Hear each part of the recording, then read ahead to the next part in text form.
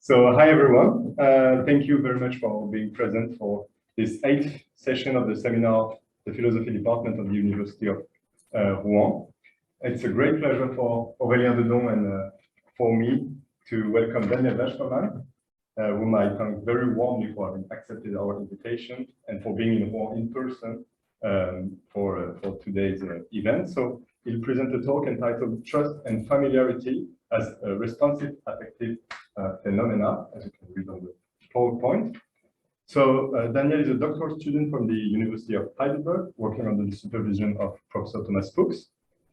His PhD project that he began in 2021 is entitled Affective Chaosis, the Role of Trust and Familiarity for Affective Attunement in Social Environments. Prior to this project, he achieved a Master in Philosophy already at the University of Heidelberg with a thesis on the intentionality of affective atmospheres. He's also a research assistant at the section of Phenomenological Psychopathology and Psychotherapy at the Clinic for General Psychiatry in Heidelberg, as well as a research assistant at the Heidelberg Academic Sciences project entitled Collected Works of Carl Jaspers. His research focuses on affectivity, emotions in social psychology, collective memory, social and collective identities, as well as aesthetics. And he has edited a special issue of the journal Intercultural Philosophy on phenomenological anthropology, psychiatry, and psychotherapy in theory and practice. And he has also translated the phenomenological interviews, Is and Iwi, to German. So thank you again so much, Daniel, for your presence today in Rouen. To respond to Daniel, we have the great pleasure to welcome online Gustav Medica. And Gustav is a postdoctoral research fellow at the section of Phenomenological Psychopathology and Psychotherapy in Heidelberg. His current project is about the concept of mental illness, and previously he has been a research fellow at the Department of Philosophy at the University of Bamberg and wrote his PhD thesis on Hegel at the University of Tübingen.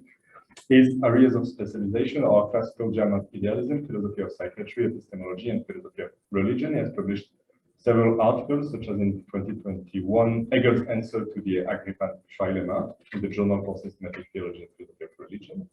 And also in 2020, Was sind transformatale Modalbegriffe, Konzeption und Grenze der quantische Modalbegriffe und Hegels Gegenentwurf in the current Studien. He is also the author of a book published in 2020 and entitled Die Objektivität des Absoluten, der ontologische Gottesbeweis in Hegels Wissenschaft der Logik und Spiegel der quantischen Kritik.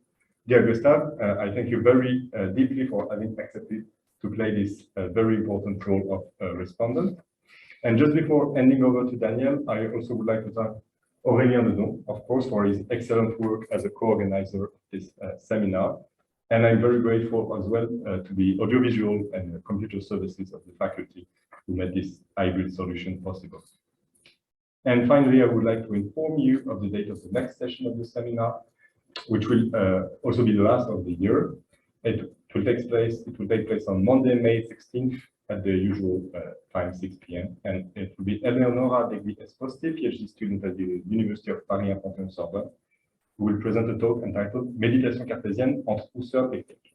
Without further ado, I give the floor to Daniel. Thank you again.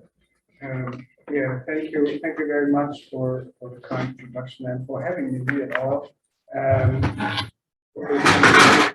I think, yeah, I'm really happy to present my work here.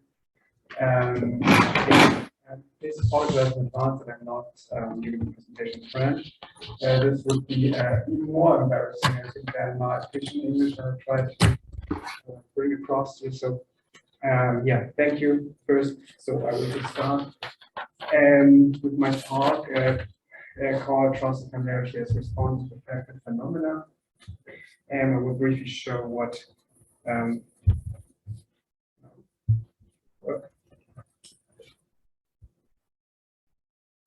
okay, so this is the structure of my talk. I will start with some preliminary remarks because, yeah, to just contextualize the whole talk and the model I'm trying to develop, or I have just only developed in a very sketchy sense, admittedly.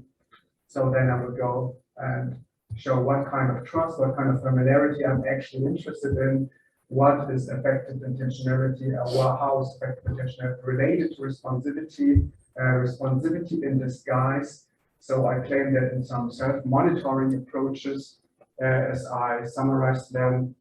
You will find proto-responsive characteristics in the phenomenon of trust and familiarity as they are investigated in psychology, for example, or philosophy of mind already. And then I will briefly have an intermediate caveat because there might be some doubts about the scope of my explanation. And then I will just go focus on the so-called stronger thesis that trust and familiarity are themselves responsive phenomena, and have a brief look at the weaker thesis that responsivity of affective trust and the feeling of familiarity interaction is responsive. And I will end up with brief conclusion and possible implications of the model I have developed here. So, preliminary remarks, the context, that is a whole slide full of preliminary remarks, but just to say why am I interested in that at all? So, my leading question of the whole PhD project is how do we establish diachronically shared evaluative perspectives in social constellations? So diachronically shared evaluative perspectives are, for example, collective sentiments which we develop, collective feelings of some sort which have a sufficient amount of stability. My hypothesis is that trust and familiarity are individually necessary and jointly sufficient conditions for what is termed social or affective niche construction in an activist or embodied account of emotion. This interaction of trust and familiarity is very similar to what Thomas Fuchs says from a phenomenological perspective, made out of the Stoical term oikeiosis. Affective niche construction, I have already just briefly mentioned what you might understand with it under the term. It's the diachronic emergence of affective states which are co-constituted by persons and their social environment.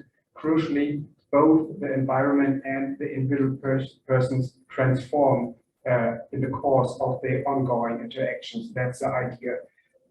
Now, that more precisely, I want to claim that trust and familiarity are suitable to play this role because they integrate the relative normative constraints in a phenomenological profile in the right way. Relevant normative constraints because you would assume that these so-called affective niches or the affective integration of the social environment can work or not. So there can be good ways or bad ways of how you have integrated the environment into your, say, affective setup. So how exactly jointly sufficient could be understood. What it means will in part be answered by the model of responsivity of trust and familiarity I develop here. So that is the context. I think it's not so important for the rest of the talk, but just that you maybe have a brief impression of what I'm going to do with the concepts of them, how I develop them here. So what kind of trust, what kind of familiarity am I actually interested in? So what kind of trust I'm speaking about is affective trust. That seems at first trivial, but it's actually not if you look into the literature, because there seems to be a broad neglect of the affective dimension and the focus on more justificational questions, the questions of warrant and epistemological questions. So like, when are we justified in believing in others' testimony, for example?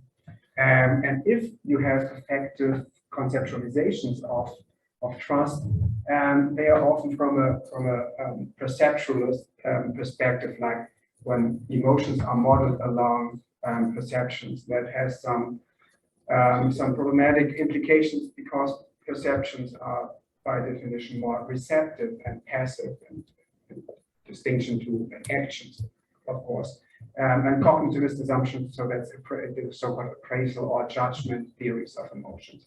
Instead, what I want to try, or what kind of trust I focus, is an scalable understanding of affective trust. That means an understanding of trust which can encompass more specific types, as well as maybe even something what is called basic or foundational trust, even though I'm skeptical about what is actually meant by this. And additionally, I want to do justice to trust as a practice. So in trusting, we're doing something. We are not only having it as an attitude, or if as an attitude, as some attitude which modifies so other people's behavior and so on. What kind of familiarity? Feeling of familiarity, and that is to that extent worth emphasizing, because we have related phenomena of familiarity. We find them throughout the 20th century, and for example, knowledge by acquaintance, as Bertrand Russell added, the so-called Zuhandenheit by Heidegger, tacit knowledge by Martin Polanyi, or recently also the body memory concept of Thomas Fuchs might imply something like a familiarity. So then only recently familiarity has actually been considered as a feeling itself. For example, in the epistemic feeling conception of Ronald de Sousa, and also in the philosophy of memory, you find familiarity as kind of epistemic feeling, epistemic in the sense that it leads to memory, or it can justify the memory, judgment memory. So instead, I want to focus on the feeling of familiarity as feeling of having experienced something before, and at the same time as a prerequisite for context-related affective dispositions to occur. So I hope it will become more clear what I mean with this aim or explanatory aim. So I speak about, it's about responsivity, and so what kind of accounts are there of responsivity, and especially in the field of philosophy of emotions or affective intentionality, more generally speaking. I start with affective intentionality, because it's not self-evident what we mean with affective intentionality at all. I will focus on a specific type of accounts of affective intentionality, which I call the integrative, or which are integrative, and some are even liberal. First, integrative, I call those accounts which try to unify the somatic feeling theories of emotions, and at the same time the evaluationist, appraisal, or judgment theories, and so on. There are myriads of labels for these types of theories.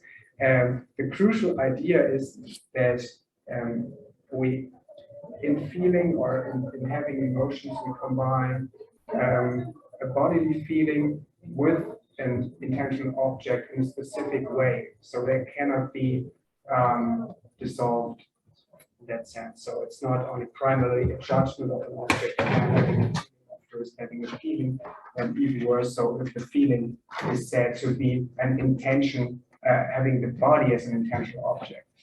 So we have these integrative accounts, the philosophy goes to Peter Goldie, Jesse Prince, and so on, or by Giovanna Colombetti in the active cognitive science.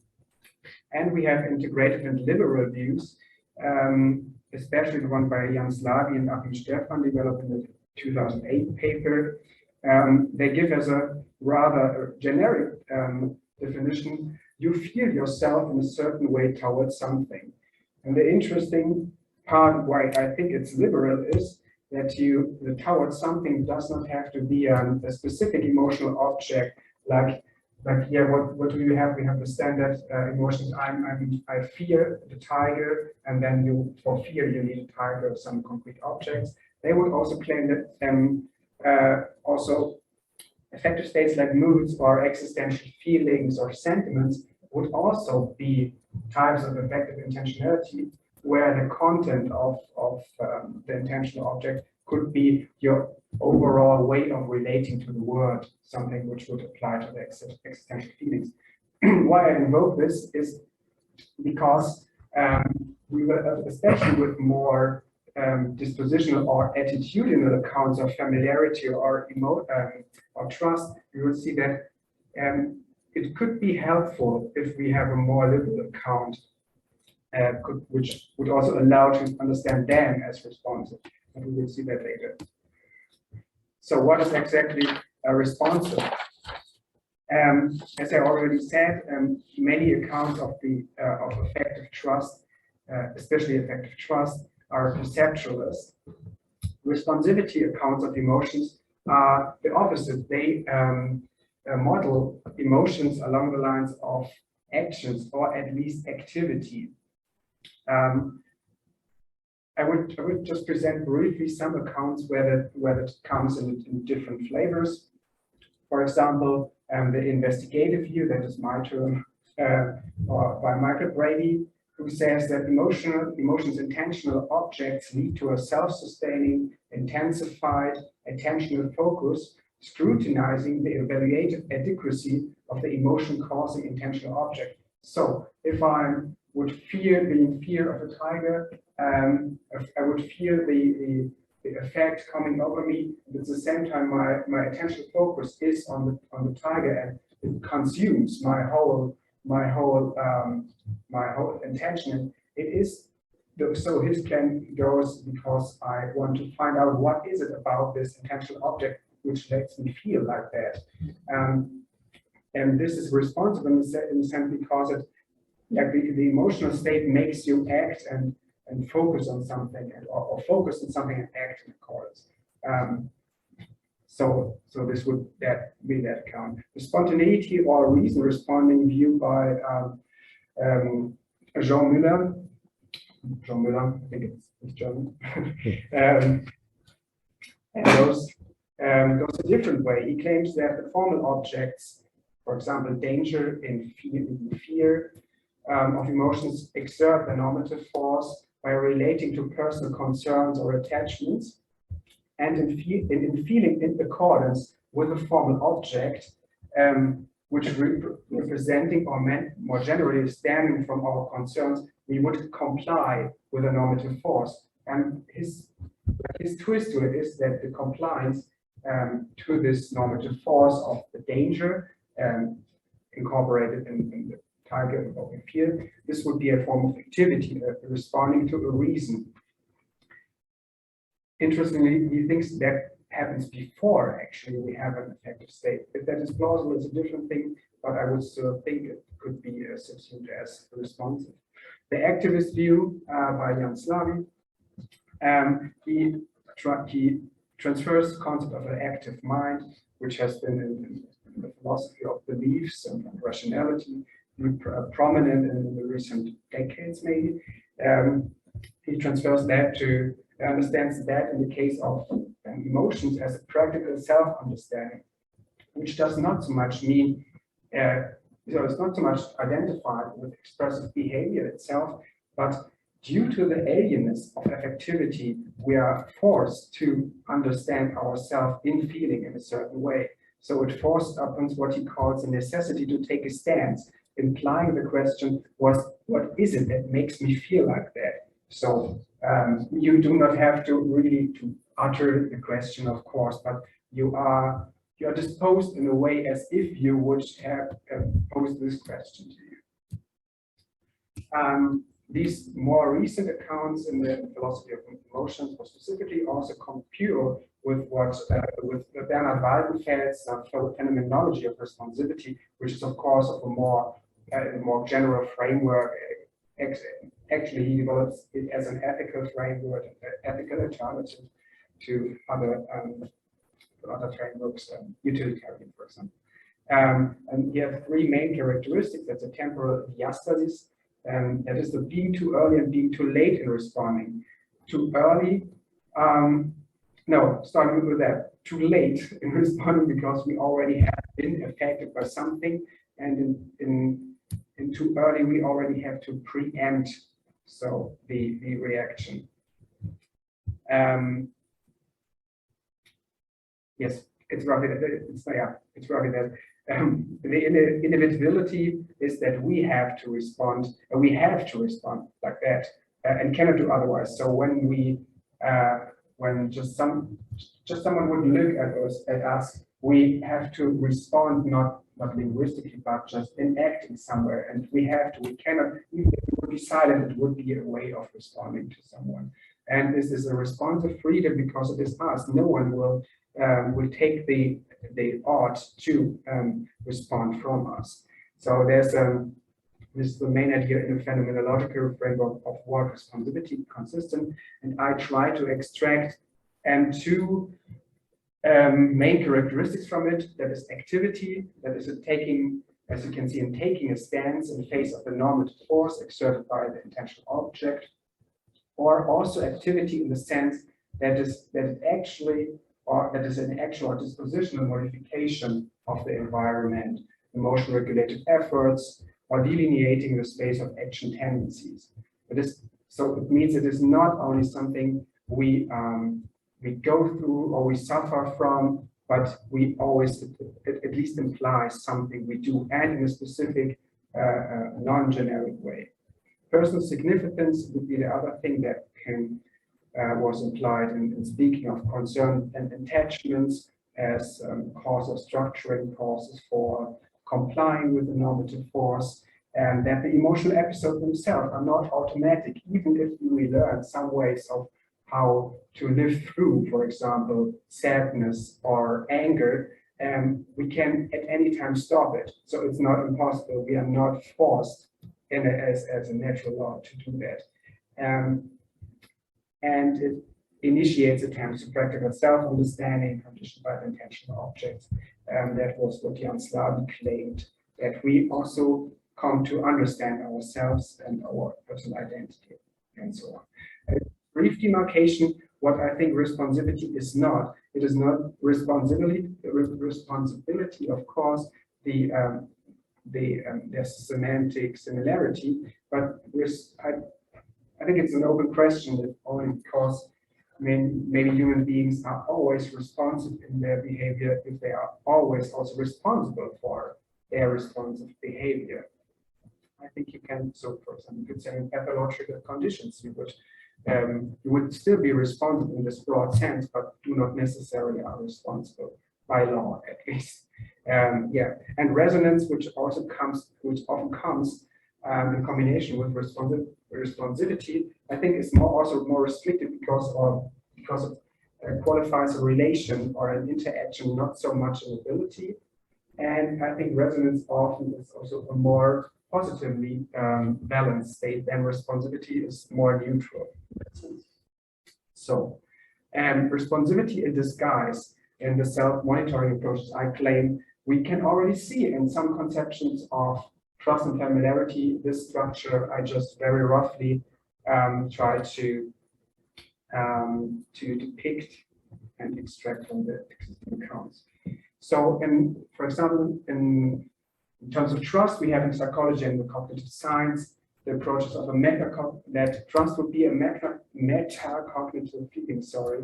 That trust is the intimate resonance of an evaluation process that is most often left opaque to us, as Fabrice Clément, for example, considered it. So we would, in a sense, monitor our intimate resonance with the intentional object, I would say. In developmental psychology, which is based on the anthropological linguistic framework of Dan Vespermann and colleagues, we find the notion of epistemic trust as an openness to the reception of social knowledge that is regarded as personally relevant and generalizable as significance. Why I think this is self-monitoring is because it is often then understand that the generalizable significance is compared compared if it's personally relevant to us. So if someone utters something and says something, it might be significant, but it should also be relevant to us. So I think you can maybe also summarize, put it under this umbrella term of self-monitoring approaches. And philosophy of mind and social epistemology, we have recently J. Edwin Carter has brought up that it is an important question in the trust discourse, the monitoring question. So what is a legitimate amount or degree of scrutinizing one's own trusting attitude so as that the very attitude does not collapse? Because if there would be no scrutinizing, you could also be completely naive or gullible. This would not be trust in that sense. And in the other way, if you're too skeptical about your own ability to trust, then you do not trust anymore. Levi has very recently called this an implicit epistemic vigilance, which is necessary to trust itself. Familiarity, I think we find a similar structure. In philosophy of mind, familiarity is considered as an epistemic feeling and independent affective familiarity marker in recognizing other situations. And so we would not only have perceptual recognition processes, but the familiarity would be responsible for someone, having the feel to us as familiar. And it's the idea of just or that that familiarity would be a monitoring of external and internal cues, for instance, the fluency of processing of a stimuli, homogeneous indicator. And what is, I think, a very intriguing account is in psychology of perception, the so-called discrepancy attribution hypothesis by Whittlesey and Williams, which is actually in contrast to the fluency accounts, because they claim the feeling of familiarity occurs when we experience a discrepancy between the context and the fluency of a respective stimuli, so that the familiarity enhances the salience of the intentional object. An example of the clerk on the bus, it is just like that. It's very trivial that the clerk, if you meet him or her on the bus, appears to you as familiar because you do not expect, in a sense, the clerk to see the clerk on the bus. So the bus would be a strange context with a really known face. I find it interesting because it's actually counterintuitive, because you would think familiar is something which is self-evident, but obviously, from that perspective, it's not. It's more like a discrepancy and perceiving things. Before I try to develop the responsibility of trust and familiarity in themselves, an intermediate caveat, because due to the heterogeneity of trust and familiarity, so could it at all work to apply these responsibility in the broad sense of activity and personal significance even to affective trust and feeling familiarity, or to all kinds of them? So there's the questionable scope. We have the diversity of affective trust, which starts from basic trust up to very specific forms of trusting X to do Z, or trusting X in a certain context or regard to that. So these are quite different types of trust, actually, but can they both be modeled, or can all of them model along the same characteristics? So this would be a skeptical question. The same we'll see in the diversity of the feeling of familiarity, or at least the diversity of intuitions. So we can start from a pre-intentional existential feeling type of familiarity, just like, okay, I'm in my hometown, for example, everything feels familiar because I know it, and this would be, there is no intentional object and there is no discrepancy in the context as in the account by Whittlesey and Williams I just referred to. On the other hand, there would be exactly this perceptual salience or discrepancy account. So if it's the same phenomenon, is it ready for the structure of responsibility to be applied? So could it, in a way, overextend the concept of responsivity? And is it actually necessary for responsivity to apply all the way down? There are there are two main options, I think, which could reply to the skeptical caveats. And the one would be that we have responsivity as an emergent quality of the mutual dynamics of trust and familiarity. So we would have to have trust and familiarity in tandem, and this would have the emergent quality of responsivity. Or the second option, which would be responsivity is an overarching quality of the different types of trust and familiarity respectively, and that these different types usually interact. This would be in terms of trust, for example, that a specific term, a more specific way of trusting X to do the Z would be based on basic trust, so they interact in a sense. Of course, it does not have to be the other way around. So I would call the first option the weaker thesis, and the second one the stronger. The weaker thesis because it is restricted in scope, so it would maybe only imply that the responsivity of trust and familiarity applies only to certain contexts, maybe only the social constellations which lead to what I think it could be socio-affective niche, what I mentioned in the beginning. There's also a weak radical option I termed it.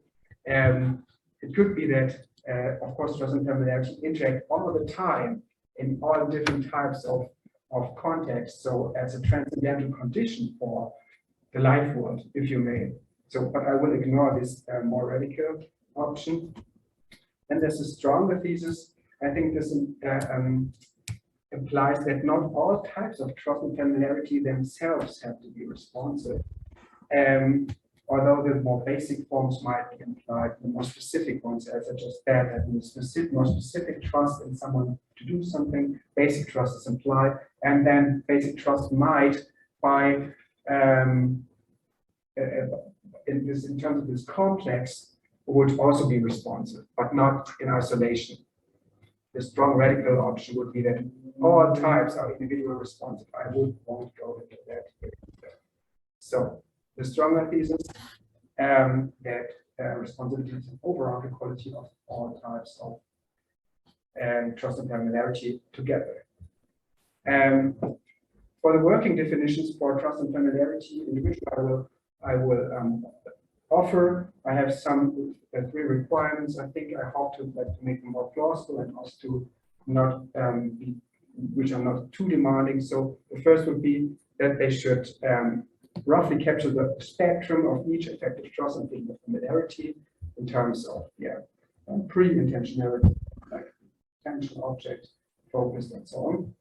Then they provide phenomenologically plausible accounts of the monitoring approaches especially from the empirical science I just mentioned, and at the same time capture the intuitions in this self-monitoring approaches. And I want to provide working definitions liberal enough to acknowledge that even if you speak of affective trust, affective feeling of familiarity, that this does not exclude cognitive elements.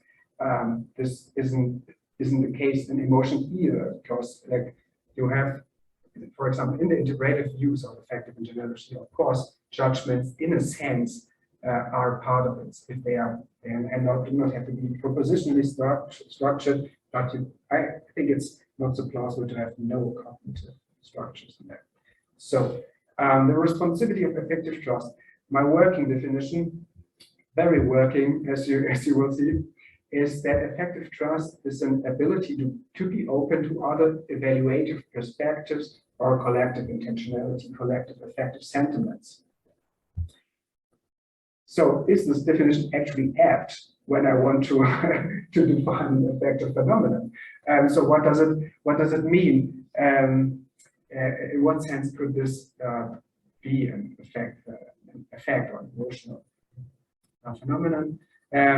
So as an openness to integrate different agency, as Nguyen recently has called a very broad notion of trust, and trust in general relates to one of the core traits of affectivity, namely individual significance. So it is always valuable for us individually. In that sense, trust as an openness is also crucially tied to be vulnerable in regard to one or more of one's personal concerns.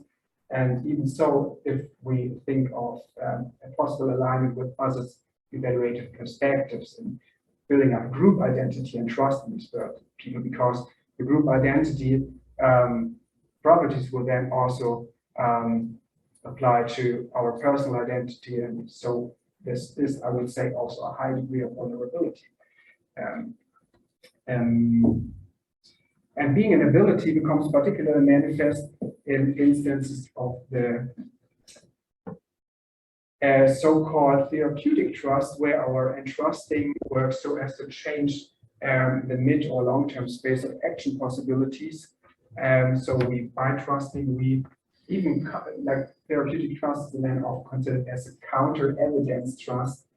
And by not trusting, or by trusting disregarding the evidence, we want to change something in the relation to the other person.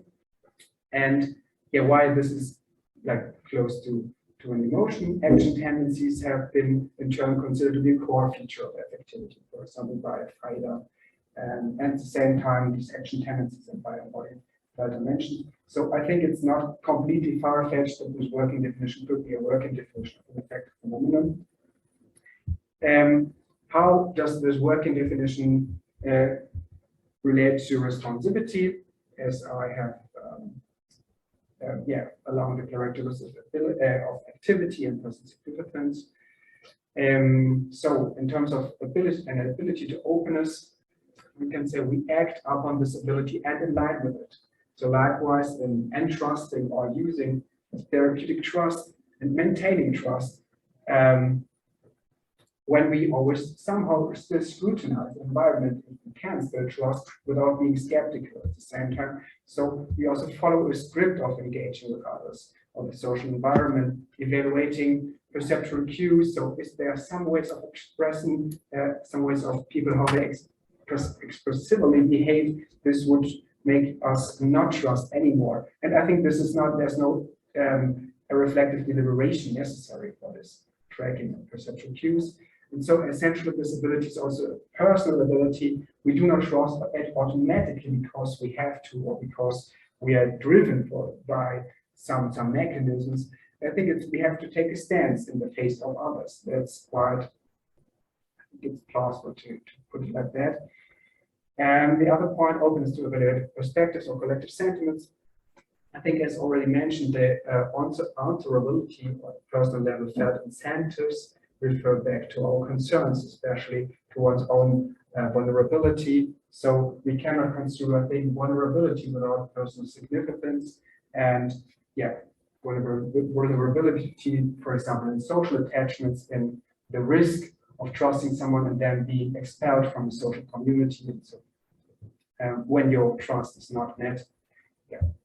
And then there would be also the option of a nested responsivity, so more concrete or focused way of trusting would be based on more general ways of trusting. For example, I trust this person in the function of, so for example, being a doctor, to be able to exercise their capacities. And so this is based on social trust in general. And so you would, and the more specific types of trust would then have different types of vulnerability referring to and basic and which refer to the more basic forms of trust and their vulnerabilities. Just like, for example, physical, to not be physically harmed. The stronger thesis in terms of responsivity of feeling of familiarity. Yes, some clarifications first. Familiarity might be ambiguous, so the feeling of familiarity might be ambiguous too. I already mentioned that we have a candidate have it as a pre-intentional feeling of embeddedness or as a perceptual salience of an intentional object according to the discrepancy attribution hypothesis. I will make the claim that feeling of familiarity is always something feeling familiar to someone or being familiar with X. And I think this does not have to contradict the embeddedness type, the pre-intentional type of familiarity. Rather, my claim would go the salience and the embeddedness might be integrated in a way. And I think this is also crucial. Feeling of familiarity does not necessarily imply a positive affective variance, or only in a very minimal sense. The working definition, which is admittedly also because it's just the whole thing is actually quite still a work in progress. Like I'm working on it in the sense of the frontier of my PhD project with this working on the notions of responsive trust and familiarity. So the working definition here would also go the feeling of familiarity as narrative horizontal intentionality, which elicits an affective context awareness. To try to make it, I try to make it a bit more informative than this generic sounding definition might appear. The affective context awareness refers to the initial feeling that the familiar object or also the familiar context is known from somewhere or from some context or somewhere in the past, if you may, this is locational manner of speaking, but you do not know like where do you know and why do you have this affective dispositions towards the intentional object. So that is, I think it's crucial to distinguish it from episodic remembering, because we do not exactly in feeling familiar, we might come then in the course of the experience, oh yeah, no, I know why I'm feeling towards the person or towards this context like that, but you do not have it in the first instance, I think. Then the narrative horizon, as part of the narrative horizontal intentionality, becomes clear if we consider that the constitutive relation, that is the constitutive relation to having experienced something before, that is to have factually or imagined in schematic scenarios which correspond to a certain set of action tendencies or feeling tendencies. Schematic scenarios, because if you like take the notion of narrativity and the debate on narrative and personal identity or narrative self, what is crucial about it is not so much that you have a narrative of this and this and this and this experience, but the overall structure or overall dramatic scheme, if you want. So that's why I'm using this notion here to capture the vagueness, maybe also of, oh, why am I actually, why do I know, why do I feel to this person that way? And I think both aspects of familiarity are, by this working definition, related to awareness of context, narrative context, and something like affective context in the sense of a certain set of affective dispositions. And more precisely, I think the feeling of familiarity is constituted by the interaction of those, like leading, if you may, in a Husserlian terminology, discrepancy of the internal and external horizons of an intentional object or intentional objects. Yeah. This is maybe a bit counterintuitive. Why is the feeling of familiarity active in the sense of responsivity? I think it could be that you think of the feeling of familiarity as always a process of familiarizing and trying to minimize the experience contextual vagueness, which is just like I'm familiar with it, but why? So this would also relate to, for example, Slavi's account of responsivity. So why am I feeling like that, and why do I have these somehow vaguely known affective dispositions towards the object? And the familiarizing would be akin to the attention, the investigative maybe also Brady, where you think, I want to get to know more about this. I want to investigate how I am actually familiar, feeling familiar. And yeah, the same if we become selling of it, or becoming selling the familiar intentional object in a certain context, we have accompanying possibilities to feel, and then we have the need to take a stance toward them, as we would also have to just any other emotions occur to us. The personal significance, the narrative significance of situations is, by my definition, and the very source of familiarity, or one source for it, and to the extent that this meaning comes from an implicit relation in action, and feeling possibilities might again need to modulate the environment in line with the respective scheme of significance. Yeah, this, as I said, familiarity is something which really makes me think how to capture that. So I will skip that actually, because it's just, I think we're quite late already. Yeah. And this is just, we can maybe go back to data. It's just like I want to show that the responsivity approaches can ground the self-monitoring approaches, that is, bring something to them and make them more phenomenologically plausible. And the bottom line actually is here, I want to preclude overly reflective as well as two subpersonal interpretations of self-monitoring by giving this responsive account of familiarity. So briefly sketching the weaker thesis. So the weaker thesis would actually work like this, that I would distribute the properties of the characteristics of personal significance and activity on affective trust and the feeling of familiarity. So the feeling of familiarity would play the role of the personal significance. That is the as Levi referred to, the implicit mechanism of epistemic vigilance, orienting the person who is about to trust, that the feeling of familiarity would be the background or the evaluative yardstick, I think you said, again, against which you trust.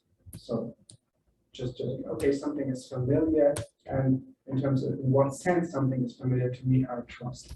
This is the idea. And the feeling of familiarity might be the goal of trust to that extent that an intrusive familiarity increases the possible spaces of action or feeling possibilities. The affective trust itself would then be the taking the stance, individual ability to transform or at least poise the existing familiarities in relation to one of the set of vulnerabilities. So we would just, the idea is to trust others leads us to build new familiarity with a certain context with other persons, and so. But we have at the same time taking a stance. It's like the individual, also spontaneous activity. We are always vulnerable in trusting, trivially so. Yeah, and that familiarity would be kind of background against which we trust, as I said before. But one difficulty would definitely be how can we show that this division of labor would work in all relevant scenarios. That is, I don't know yet. So we could bring up counter examples, and it might. I could reply to it or not. Yeah, this is still an option for the weaker leaders to fail. Now, a brief conclusion and possible implications.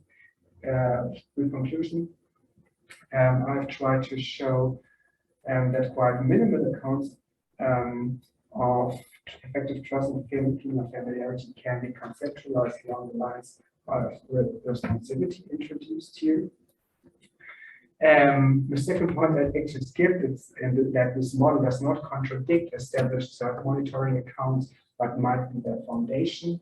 That they don't contradict, I think, was quite clear from the accounts in the empirical science and philosophy of mind I sketched.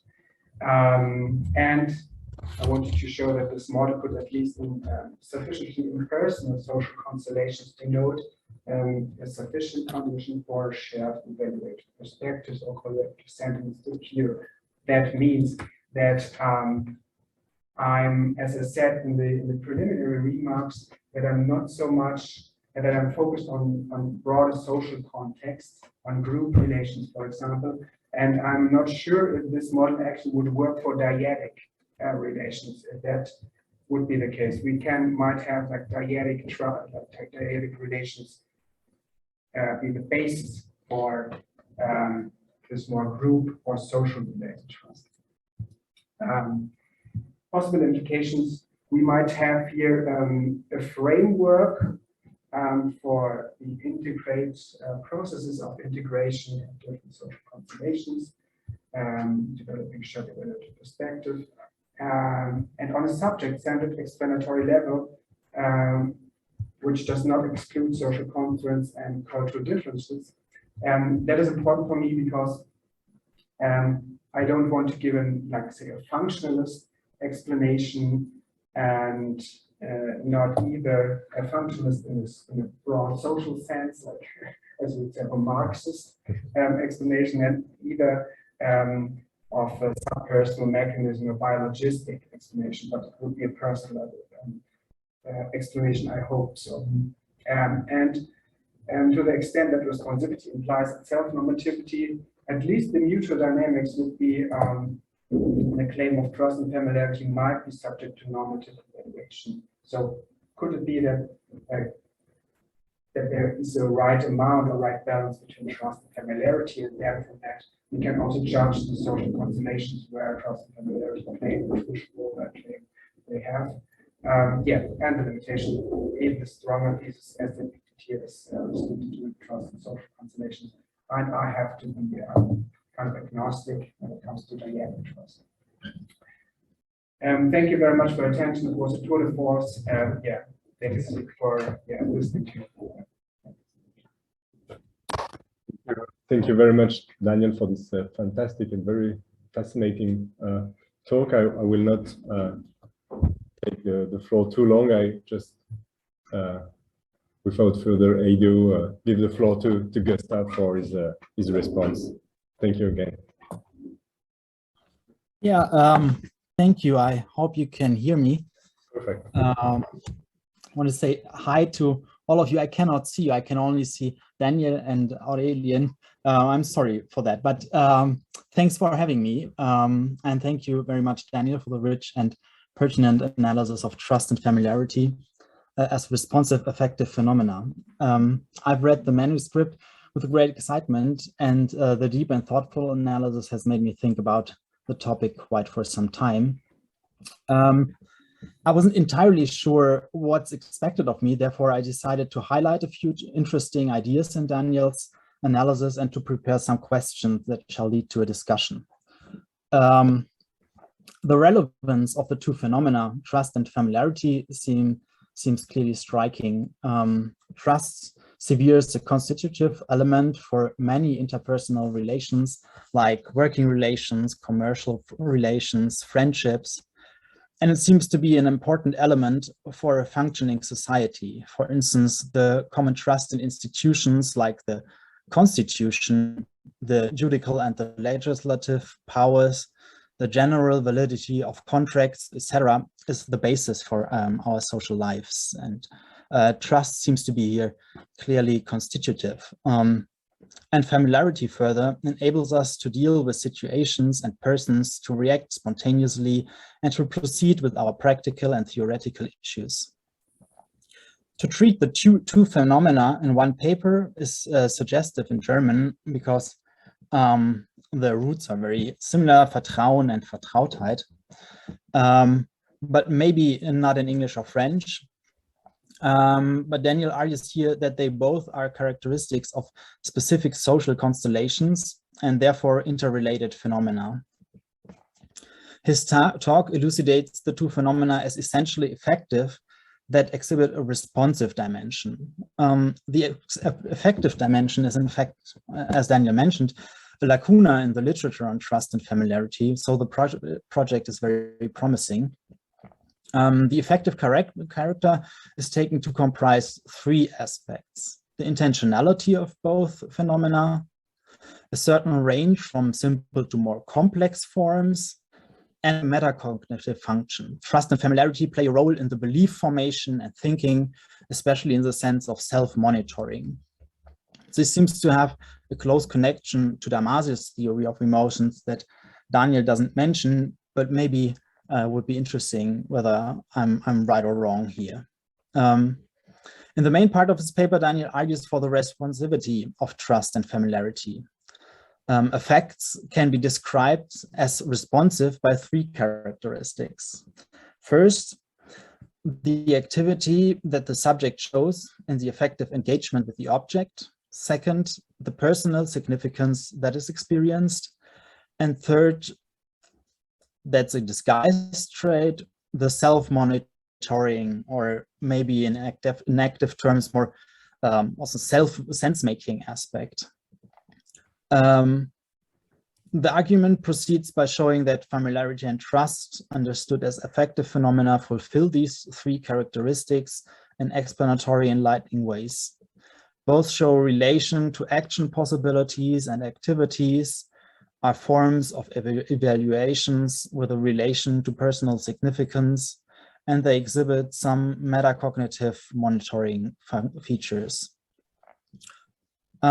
There are too many interesting issues at stake in the sections, so I cannot mention all of them. The openness, the relevance in interpersonal relations, the effects on sense-making and personal significance, the normativity, are just some of the aspects that are explained in Daniel's paper. But instead of repeating everything, I want to ask a few questions, and maybe I can start with two questions. In the beginning of the talk, Daniel has mentioned the concept of affective niche construction. And at the end, he mentioned the shared evaluative perspective that is supposed to be explained by trust and familiarity. Daniel even claims that trust and familiarity are supposed to be necessary and jointly sufficient for establishing socio-affective niches.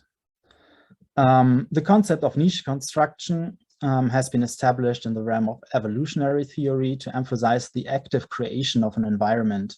A species or an individual designs its environment as a reaction to the selection pressure. To transfer the concept to the social organization has explanatory potentials. The building of homes, groups, affordance spaces that make ourselves comfortable and allow us to flourish can be explained by the selective process in societies. However, it could be argued that trust and familiarity are effects of such niche constructions, and that they are not the sufficient condition. Since the familiarity with my beloved restaurant, my trust in my waiter, for instance, is not a niche in a strong sense. So it would be interesting if Daniel could elaborate a little bit more on the connection between trust and familiarity on the one hand, and the socio-affective niche construction on the other hand. Maybe another question would be whether Daniel could elaborate a little bit more on the working definitions of familiarity and trust. Especially familiarity has struck me as quite complex and maybe very demanding. If I got it right, then the working definition is that the feeling of familiarity is a narrative horizontal intentionality which elicits an affective context awareness. While Daniel discussed it, it seemed to me that there, for instance, is close connection to recognition. When we are familiar with objects, then we can re-identify things. So I'd be interested, how are these two related or separate? The recognition in the sense of object identification or re-identification. And I'd be interested whether familiarity is really a narrative horizontal intentionality, because narrative seems to be the demanding part for my reading, at least. I think it could be argued that familiarity develops in a primary intersubjectivity without schemes for re-identification, but rather as an affective relation and an interbodily relation. So maybe Daniel could explain a little bit more about the definitions of familiarity and why he has defined it that way for his purpose. Yeah, maybe I stop here. And we can come back to other questions that I've noted, but maybe it's better first to ask Daniel whether he wants to respond or not. Yeah, thank you, Gustav. Those are very, very important and admittedly very hard questions. Especially, I would just start with the first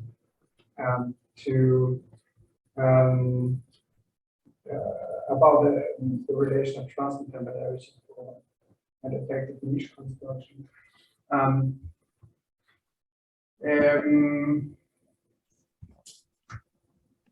I think so. The first point was if not. Oh no, let's start with the relation between trust and familiarity. For sure, I'm not happy with the jointly sufficient condition. At least I think there has to be something more to it to amend this claim that this is jointly sufficient.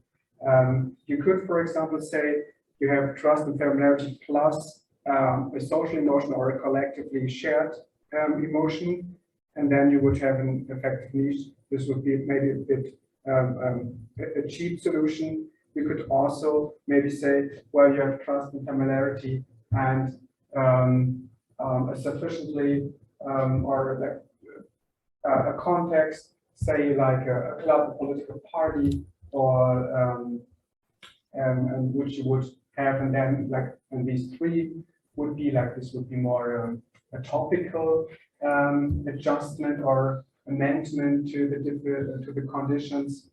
Then you would have a social affective niche, at least. This would be, I'm not so happy with that, with these solutions either. I could of course completely refrain from the strong claim that they are jointly sufficient conditions and say maybe we could just resort to something like it's Fred Dresky, I think, has called them structuring causes, that trust and familiarity would be kind of phenomenal or phenomenological structuring causes for social affective niche to occur. I'm not sure if you're all familiar with that notion. It's structuring causes have been put in against triggering causes. Like, I think the basic example is like something like a thermostat. Like the triggering cause would be the temperature in the room, which would then lead, and then the structuring cause would be the mechanism of the thermostat to change or to activate the heater to reach the value in that sense. And then transferring that example to trust and familiarity and affective niche would be that we need, in a sense, the mental mechanisms. Of course, mechanism is careful, because I actually do not want to speak in terms of mechanism when I'm invoking phenomenal qualities or mental phenomena. And then, but still, we would need to have the mental mechanisms to transform certain interactions in a niche and certain perceptual cues to then the diachronically established shared evaluated perspectives. One way would just be, and there was the restaurant example, right? Would be that you would say that you could, that this trust your waiter and in the familiar restaurant would not be a strong niche in a sense. Maybe you could twist actually that exactly this example, and that you say, yeah, but actually that's quite close to be an effective niche in that sense, because you trust to you just by going continuously or frequently to the same place, you trust the persons to provide you with certain effective states, which are like having a nice evening with friends, with your partner, and also you need the familiarity to just go to this place. Oh, okay, yeah, I know this place, and I can relate it to a certain context in the past and to certain affective states. And and this would maybe almost lead me to the next question. You would not have to have specific, for example, episodic memories for this feeling to occur. So the feeling of familiarity would stop short before bringing in the exact episodic memories. But still, of course, you would be right.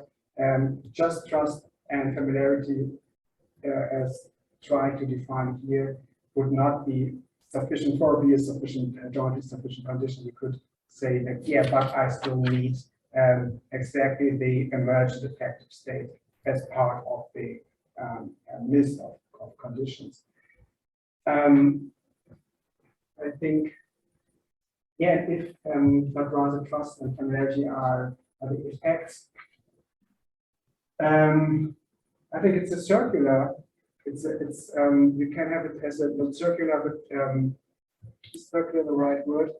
I would just go with circular for the moment and say you need in the first instance you will need trust to be open for establishing the affective bond with a group of persons or with a social place, and you need familiarity also because it is the effective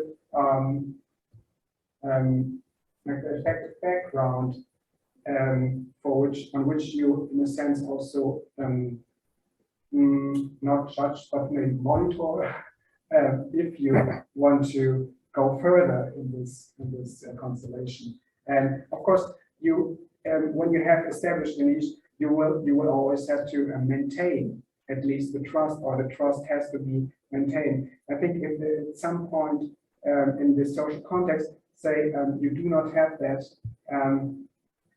you are not maintaining or trying to maintain and monitor your readiness to trust, you might maybe end up in something like a cult, where you just only trust what others do, and where you in a way completely merge with others' evaluated perspectives. So at least in a healthy sense, or in a healthy social effective niche, you would still have it to you have to maintain trust and criticalism. But yeah, sure. I think my first reply and intuition would be you need it in the first instance as a requirement for establishing the emergent effective qualities, and still these, by keeping it up, you will also keep up the trust and or familiarize with it or not anymore. Of course, something in the people in your party can change in their behavior in a sense, and you start to say, can I trust them anymore? And do I feel familiar? Or is the feeling of familiarity, does it actually elicit the effective feeling I had before when starting with one party member? So it would be maybe would be a way to reply. To that, the feeling of familiarity, I already now again struggle than replying to the second part of the first question. With it, it was how to distinguish it from recognition. I think the point is actually it is not recognition, because when feeling familiar, something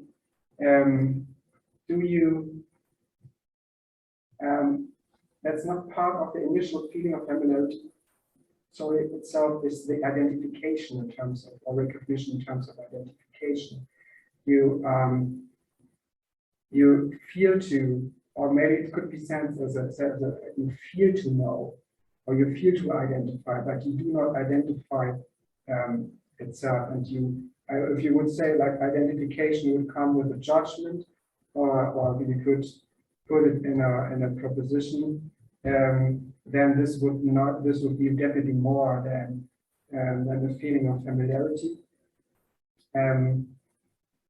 This is why also I try to somehow play, maybe it's not more yet, with the two notions of context, or more in one sense, when I said affective context and narrative horizon. Horizon also, of course, as context, as an intentional or perceptual context,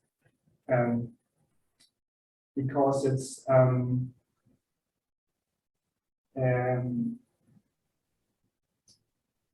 it is, we have I'm not sure if I mentioned it, I think I have it in the manuscript, that when feeling familiar, you are certain about how to feel, but you do not know why. And you are certain about to feel about why.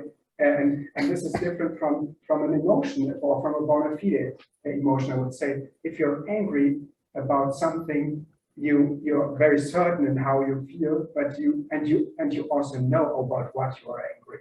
And when feeling familiar with something, you feel like the implicit, or you are disposed affectively in a way to something, to an old friend, for example, or to just meeting someone who you haven't met long before. You meet them in a new context, and you immediately have I'm feeling towards this person, and I'm completely certain that it's the right way to feel towards the person that way, but you do not know why, or you do not know where this feeling comes from. And then also it might then, maybe talking to the person, and then you might still not know where you know this person from, and then might over a conversation or so, then there come up, and there might come collective memories or so might come up, and so then you also start to recognize the person. So if the narrative is too demanding, yeah, that depends on the notion of narrative. If you would just think of it as a kind of interactional scheme, I think you could also apply that already to very early infant cases, when you say that a toddler, I don't know, just meeting, say, its uncle or so, only met before when it was even smaller, so not really having proper memories, but feeling familiar with the person, and it feels familiar because of some implicit ways of relational knowing, or as Daniel Stern calls this, being with others. And if you this type of pattern of interaction with others, which comes implicitly, could be narrative in a certain way, as per grammatical structure, that is a kind of rhythm and interaction and so. And if you could call this narrative, I think this would work. You could of course say that's an inflationary notion of narrative. Yeah, but you might also say, well, also the small toddler has already kind of narrative sense of self, or implicit narrative sense of self, because it can locate this way of interaction with our somewhere in the past, or in some, oh yeah, we had that actually when we were at the summer place or so with our parents. So it could be located in a biography in a very rough sense. Yeah, but it might be that it develops much that familiarity in a general, very basic sense, of course, that might develop and so interactions that is might be a problem. So I would have to restrict also the scope of the definition, definitely, if I want to stick to the narrative. Yeah. Yeah, I hope it was kind of a clarification or replies actually, but thank you very much for pushing me and for asking about these definitely important points where I have to think a lot about it. So yeah. Thank you very much. Aurélien, do you want to? No, not especially, but I let the speak. Well, if I may, or Gustav, maybe if you need to go, if you have one or two more questions. No, well, yeah, I have to leave early because I have another appointment at 10 past. So I'll probably leave in 5 minutes to have a bite in between. But I think so. I have a few more questions, but I don't know whether they are so important and whether it's not more important to have a discussion. Maybe I can mention one interesting point that interests me. That's kind of so. Daniel has mentioned, or mentions at least in his some audio issues here. Daniel mentions in his manuscript therapeutic trust. So trust, the therapeutic trust is usually treated in the literature as a trust that aims at certain effects in the trustee. So like a mother trusts her teenager by taking the car to become reliable and trustworthy driver or something like that. However, in the context of psychotherapy, studies have indicated that the relation between therapist and patient is very important, and that trust and familiarity play a certain role here. And I'd be interested whether Daniel has some ideas. What's the effect, the causal impact, so to say, of familiarity and trust in the therapeutic situation? but maybe that would be just a question that's not so important for the discussion. I find it a very interesting question, actually, because, well, yeah, we both are working also in a pathological context, so it's also important to know how it works, yeah, and how it can be reestablished, trust and familiarity.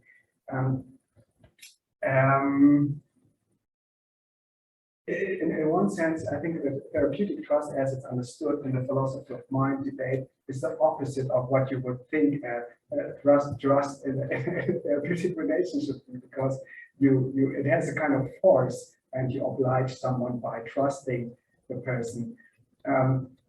I think, in general, I think what you can also see. Because in the context of epistemic trust, which had been some impact in the mentalization and attachment theoretic approaches and psychotherapy, that trust is considered as a type of almost autonomy or self-autonomy. It's understood, I think, that if you are able to trust, you can also, or if you are able to trust in a therapeutic relationship, the idea seems to me to be that you can also transpose this ability to other social contexts.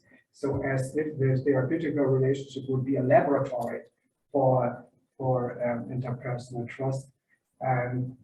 It's a bit difficult for me to integrate my definitions to that, because as I said, I'm not sure how good they apply to the dyadic trust situation, because they come with a different different degrees of the vulnerability involved.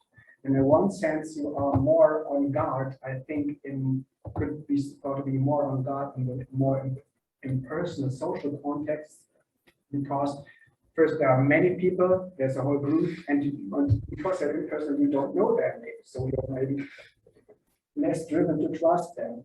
On the other hand, you might say the same for the dynamic relationship with a therapist, where it's a specific intimate relationship, where you are very, very vulnerable to a person, which might be lessened by the person being a professional. So you would not think that the person would abuse your trust.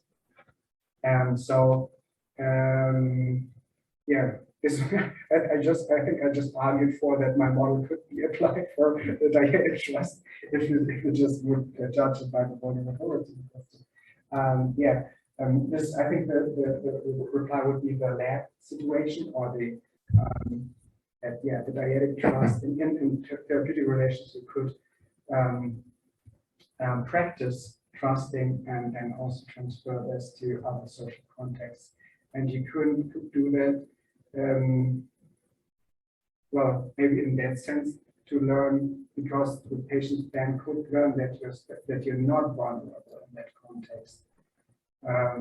But this is like, I now try to be really amateurish, because I'm not a psychotherapist and I don't know so much about psychotherapy research. This would maybe be my awkward line.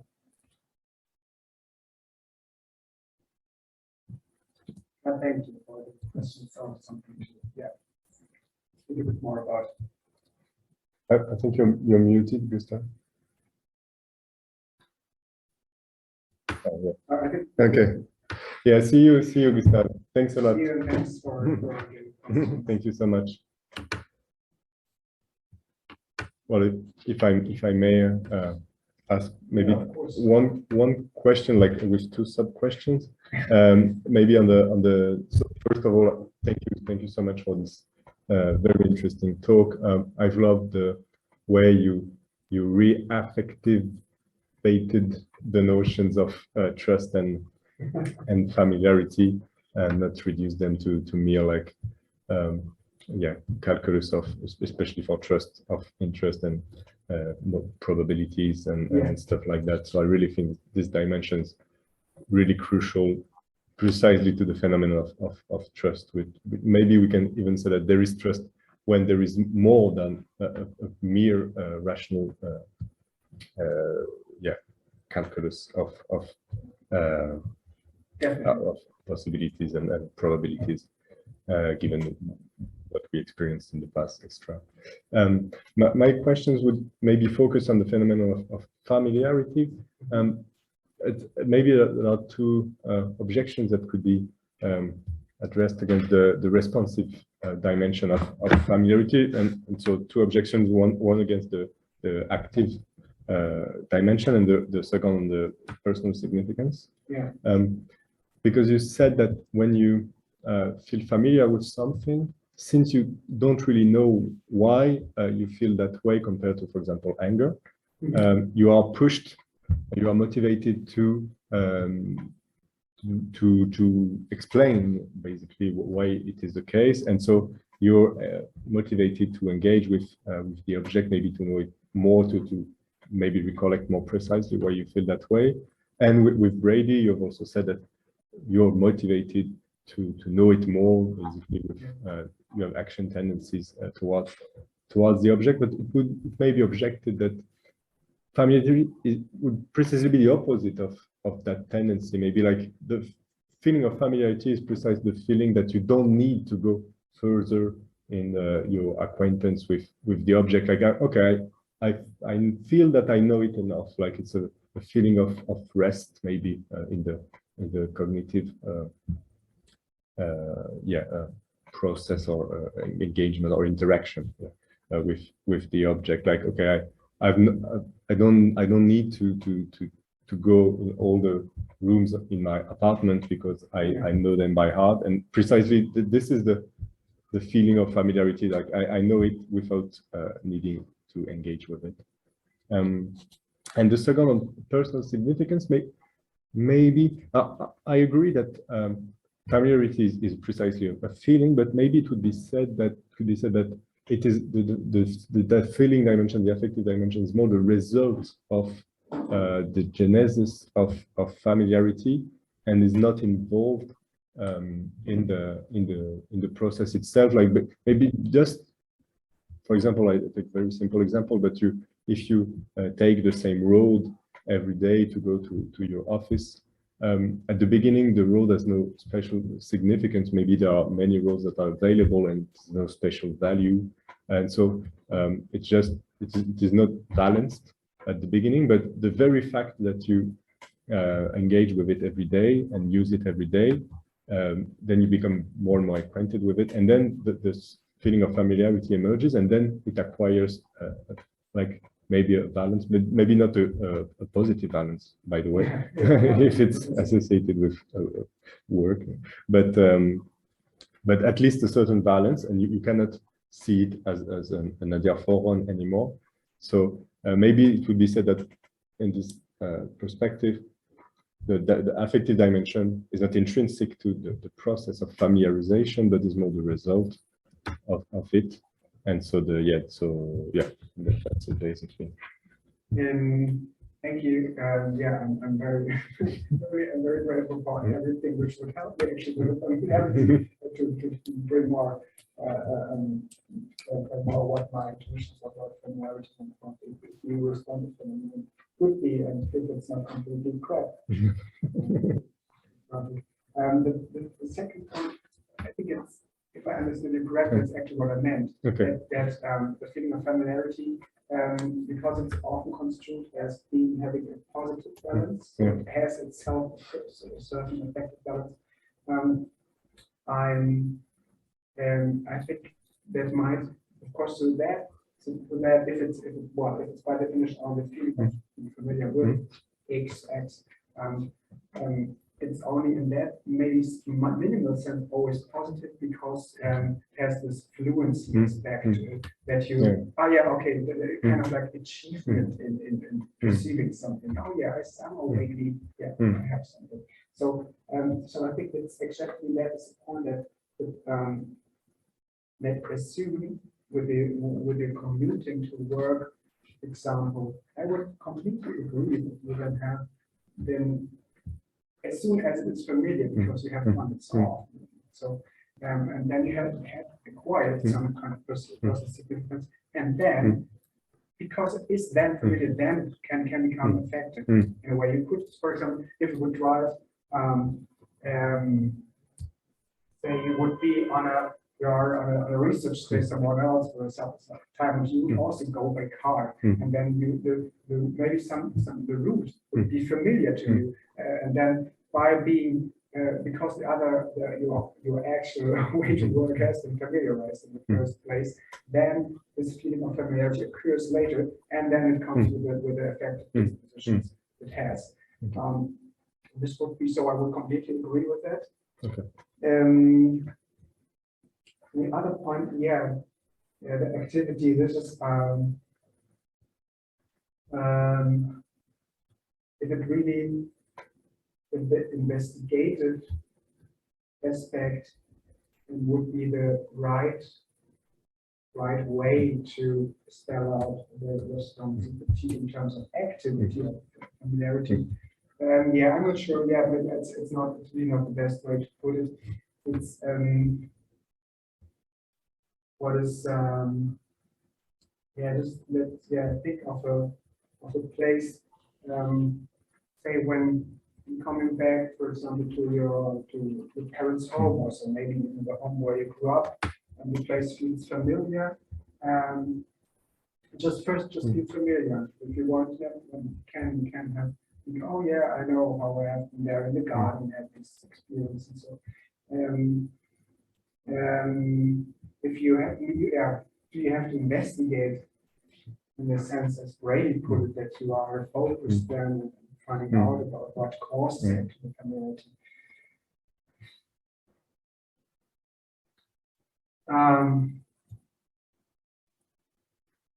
No, I would say no, that doesn't work. I could maybe say that it could be said that you act then in accordance at least with the familiarity, because you always know immediately how to behave, and maybe also what things to use in your home to have these emotions. To you, in that sense, I think in that sense it changes the space of action tendencies and feeling possibilities. And of course, that might not be strong enough an activity for being responsive, for being activity in the sense of responsibility and try to extract. Maybe you could say that in a way, when you feel familiar, for example, with a place, you can focus on another thing. Like, for example, if you feel familiar in a room, you can focus on your work. So in this way, there is like the activity is not directed precisely on the intentional object of familiarity, but precisely on the rest. It gives you the space and the attentional focus to where what's not familiar. Maybe if you're reading, for example, a new book in a familiar environment, you can really focus on the book. So in this way, there will be a shift of attention that is precisely rendered possible by the feeling of familiarity, because if you are in a place you don't know, you will not be able to just focus on the book. Like a cat that discovers a new place, and needs to go around before really focusing on something in particular. That's a good aspect, and I would still like to integrate, and maybe it's even possible with that example you give, integrate this like a pre-intentional. This would be actually the pre-intentional existential feeling like aspect that you come somewhere, and then you have like your space of possibilities is changed in a certain way and focused in a certain way, and you have some possibilities or something. So, and the salience, salient perceptual salience accounts. It might be integrated just in that sense that you then are focused on specific types of things you do, because you are the familiarity comes with like the familiarity maybe because you have your parents' place would be a place where you know you can relax ideally and you can read a book. So this would just be that this would be highlighted. And so yeah, I try to. It would be something I have to think about how to maybe integrate with the cases where you are, like the club on the bus, for example, where you feel familiar. And I think it can also be called a feeling of familiarity. And if it's different from, is it a different one? I don't know if it can be integrated to say what, because the club and the bus and stuff, I think makes you really think, wanting to find out why actually it's But maybe it's just that in this example, if I understood it well, there is something unfamiliar about this familiarity, but this is not the case maybe in mainstream familiarity. When you are, for example, in the parents' home, you know why it is familiar, even though you don't remember, of course, each of your experiences in your childhood. But maybe the clerk is like, why do I know this person, but I don't remember at all where I've known her or he. So in this case, there is like, maybe it's more complex case. I don't know what you think about that. The question would be if you can model actually all familiarity along the discrepancy of the cases. It's also a problem because it's these experiments in the philosophy psychology of perception have been lab experiments, so they have with isolated stimuli and with words and some linguistic samples used, and that's always the case. Is that actually measuring what it's supposed to measure? If it's a different type, what is clear in the club and the bus is that you have two contexts which kind of clash. Do two contexts clash also in the say, like I'm going to a familiar place?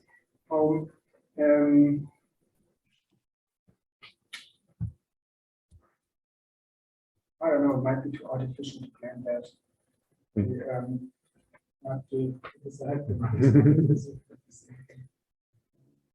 Maybe the clerk on the bus make me think of possibility to distinguish between two cases of familiarity. The first is when you're familiar with a global context, a global environment, for example, the house.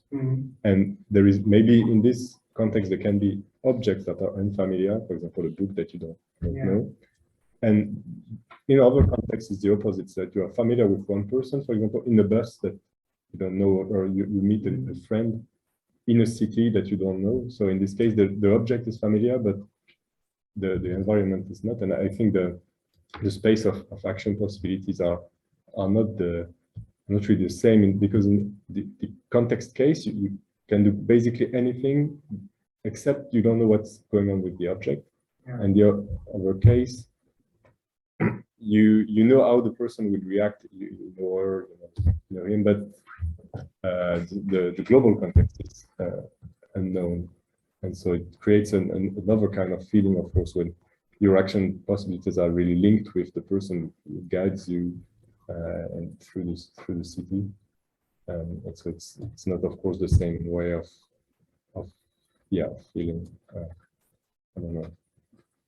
One way just came to my mind. One solution could be actually a diachronic clash of context, because it is actually this coming home to your parents and something. It's just it comes familiar to you because you come from somewhere else. You're coming from your current life, your current home, and then you go back, and then it appears to be as familiar. If you would live at your parents for a year or so, this place would. I think it would not elicit actually a feeling of familiarity in a strong extent. Of course, you have this familiar in the sense of you know how to do things, but this practical dimensions I want to brag. And I think this is what would be tacit knowledge or skills, body memory, whatsoever. You could talk about the feeling of familiarity. Maybe if it's could be considered like that, you have a diachronic discrepancy of context. Exactly. But in the case you're right, this wouldn't work. So that was really helpful. Thank you. Maybe Aurélien or Mathilde?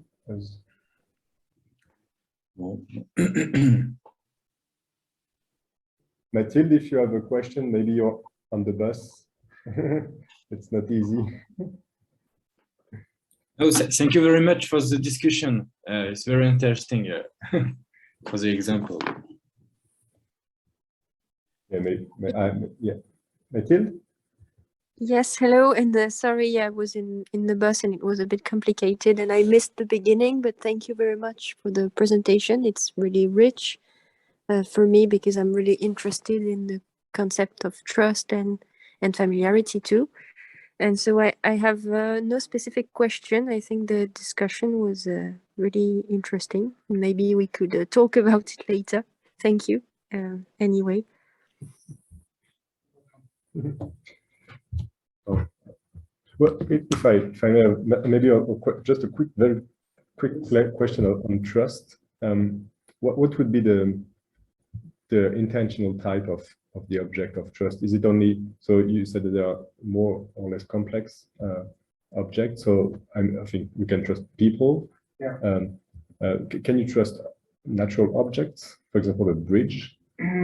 Or some people do claim that you trust objects, natural objects. So the one I referred to in Nguyen, it's a forthcoming paper on trust as an unquestioning attitude, which is, I think, really intriguing. With a great paper, and he claims actually that we can trust that we. What is an example? He says that we would trust on a bridge, for example. We do not only, well, no, it would be the other way around. If we rely, we are always a bit cautious, and so well, we rely, but it can also be different. If we trust, we would not question, and that's it.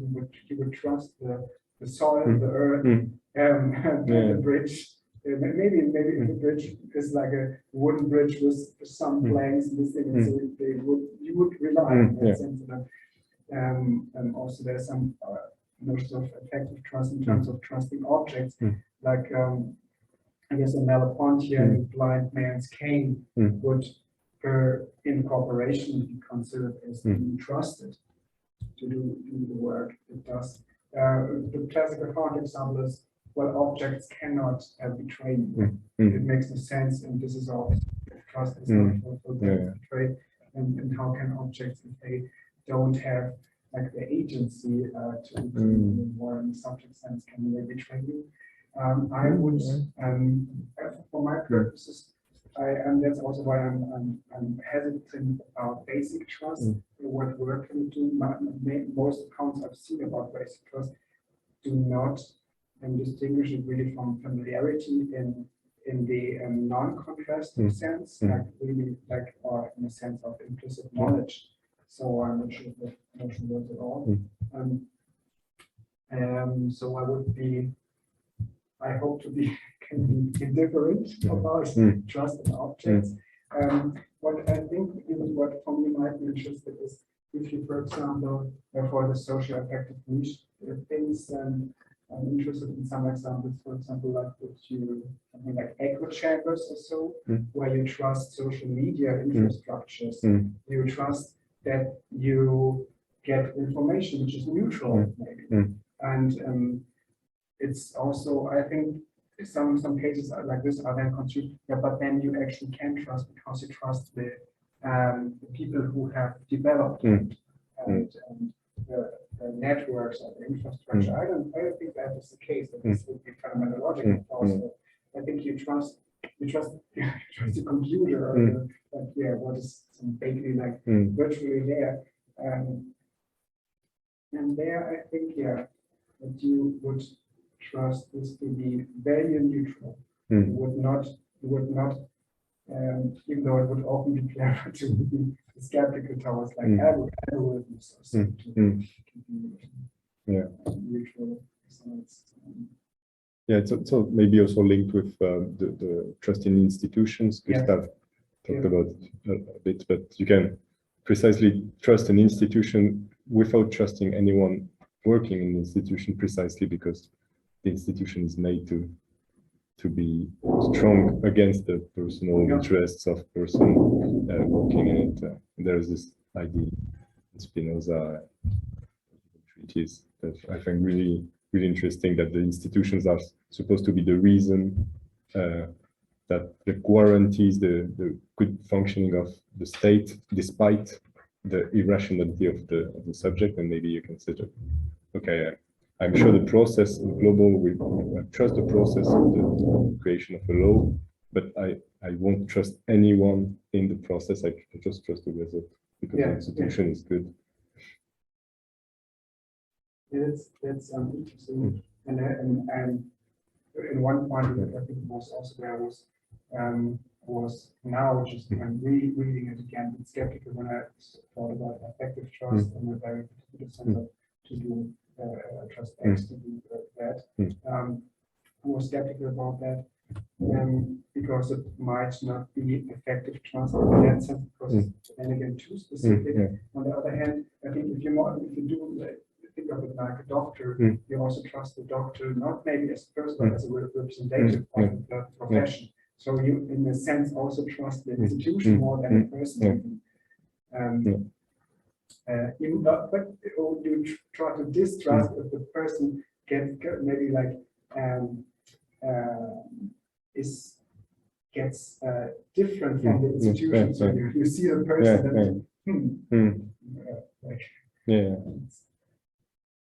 in that sense, I would also say that institutions also are, even though I'm not from there when it comes to our topic, I think about trust in institutions, and not so focused on that. But yeah, this could also be played a role.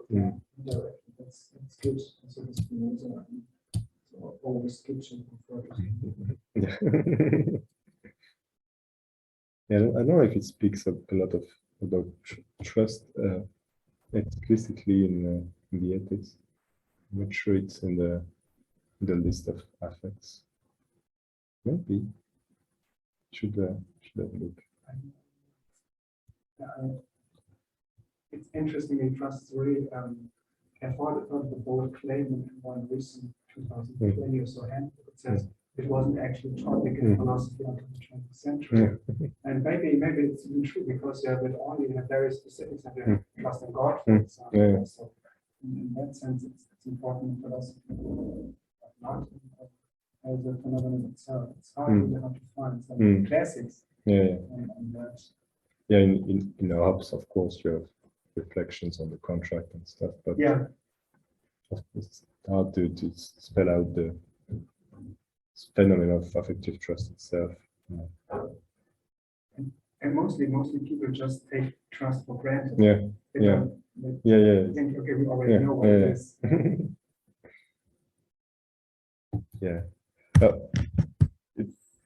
If there is no more question, I think we can. Here it's 7:30 soon. So Daniel, thank you again so much for your talk, for being here in Rouen. Very fascinating subject.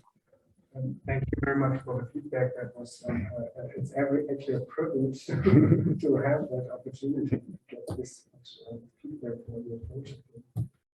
Thank you. A good talk from. Thank you very much, Daniel. Thank you very much. See you, Aurélien. See you. Bye. Thank you very much, Alexis, for the séance. Thanks.